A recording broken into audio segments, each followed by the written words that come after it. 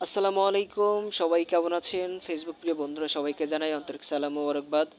তো সুন্দর একটা ভিডিও নিয়ে আজকে আপনাদের সামনে হাজির হলাম।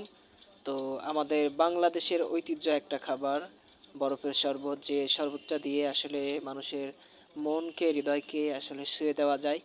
তো এই বরফটা দিয়ে আসলে বিভিন্ন ধরনের শরবত বানানো হয়। আপনারা পুরো ভিডিওটি প্রথম থেকে শেষ পর্যন্ত দেখলে অবশ্যই বুঝতে পারবেন। তো এখানে কিন্তু বরফ দিয়ে টেকনিক্যালভাবে অনেক শরবত, বিভিন্ন ১০ থেকে ১৫ রকমের শরবত কিন্তু এখানেও বানানো হচ্ছে। তো আমিও এখান থেকে একটা শরবত খেয়েছিলাম।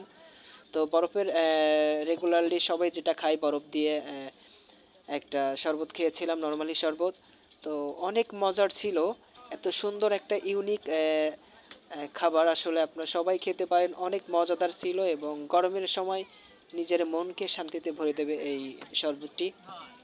তো এটা সচরাচর বাংলাদেশের বিভিন্ন প্রান্তে দেখা যায়, কিন্তু কিছু কিছু জায়গায় একদমই নেই বললেই চলে। কোথায় এগুলো পাওয়া যায় এবং কোথায় কোথায় এই শরবতগুলো আছে, অবশ্যই কমেন্টের মাধ্যমে আমাদেরকে জানিয়ে দিবেন এবং পেজটিকে সবাই বেশি বেশি করে ফলো, লাইক, কমেন্ট, শেয়ার করবেন, যাতে পরবর্তীতে এরকম ভিডিও আপনাদেরকে বেশি বেশি দিতে পারি, আপনারা দেখতে পারেন।